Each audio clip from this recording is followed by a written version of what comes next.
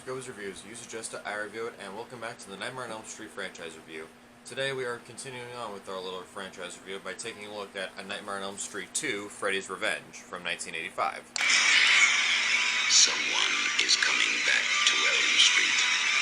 He is not friendly. He is not patient. And he is not a welcome visitor. But he has something terribly special for the new kid on the block. It started to happen again. Dad! You've had some scary dreams, okay? Help! Daddy can't help you now. There's something inside him. Fight him! You are not afraid of him. He doesn't even exist. Freddy Krueger is back on Elm Street. Get out of here, Lisa! Jesse, fight him! Watch out for him. He'll be in your neighborhood soon. A Nightmare on Elm Street, Part 2. My children now. Freddy's Revenge.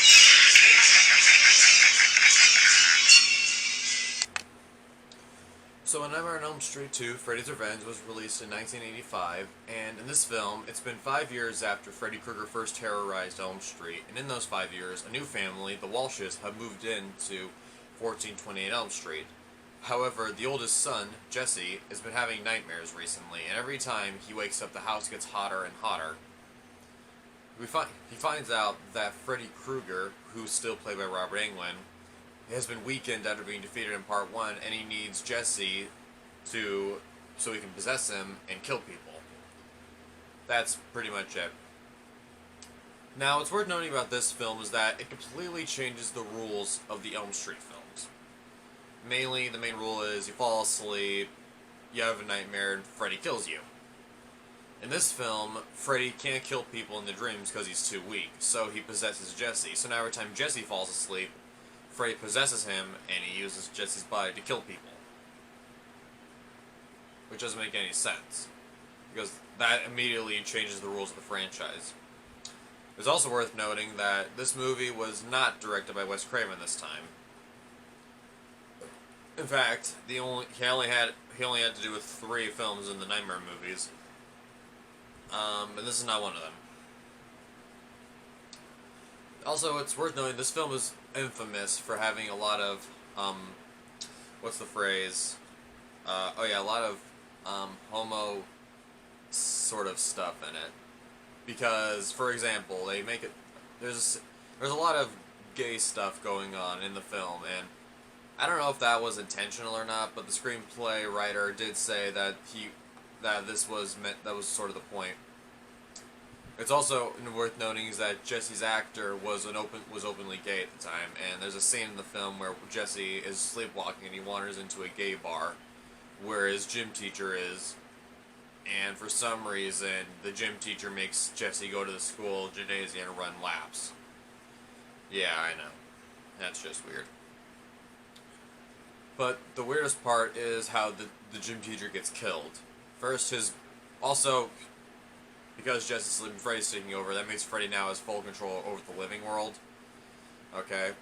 All the balls in the gym teacher's office come alive and start attacking him. Then he gets stripped down to his clothing, tied into the bathroom, and spanked with a towel. And for some reason, they need to show his ass. And then Jesse, possessed by Freddy, kills the guy. Okay? Sure, why not? Anyway. We still have Robert Englund playing Freddy, we'll always have that. However, that almost wasn't the case. When they were filming this movie, they had a completely different actor playing Freddy, and they figured this wasn't working because Robert Englund gave Freddy character and personality. So they managed to get to Robert Englund and cast him to play Freddy again. There's a lot of weird shit in this film going on. For example, the fact that Freddy can now possess people doesn't make any sense, since Freddy never had this power to begin with. Jesse's an interesting main character. This is actually the first and so far only Nightmare movie to have a male protagonist.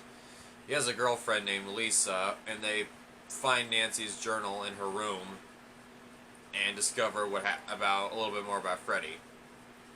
Oh yeah, and if you're wondering what happened to Nancy, I don't know. The film's never bothered explaining if she died or not. Jesse also does make one friend named Ron, but later on in the film, Jesse's at Ron's house and asks him to watch him while he sleeps, just so in case Freddy tries to take over, he'll wake him up. Doesn't work out since Ron conks out too. Jesse gets possessed, but not in the way you expect.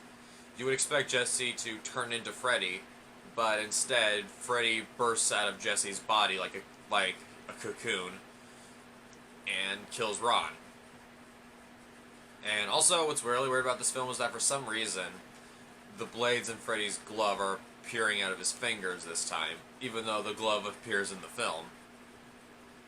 And also, this is where Freddy started cracking some jokes, but he still has some he's still pretty scary at some points, considering he's still kept in shadows. But yeah, with all that said, time to wrap up. After Jesse gets possessed by Freddy the second time, he starts to go rampage at a pool party. Yeah, Freddy's actually attacking people at a pool party. This one guy tries to talk to Freddy to get him to relax, which obviously that works. Freddy disappears, and Lisa follows Freddy to the boiler room where he used to work at, where she gets attacked by these two dogs with human faces on them. Okay, don't ask me how that works. She finds Freddy, and how Freddy gets defeated this time is the power of love. Yes, Lisa's love for Jesse makes Freddy disintegrate into a pile of ash, and Jesse forms out of the ash pile. And the film ends with Jesse getting onto a bus with Lisa, only for Freddy's hand to pop out of one of their friends' chests, and the bus drives off the road into the desert. That's how the film opens, too, with a bus ride going terribly wrong. The Nightmare on Elm Street 2 is an interesting sequel. It has some moments, but it's not a perfect film. Obviously, changing the whole rules about how Freddy works is obviously a bad idea. They quickly do scheme over the origin, which is fine. But yeah, is this a film I watch again? Probably not. However, next time we will take a look at a movie I do watch again. So, I'm Kobe the Reviewer, and remember, you are all my children now.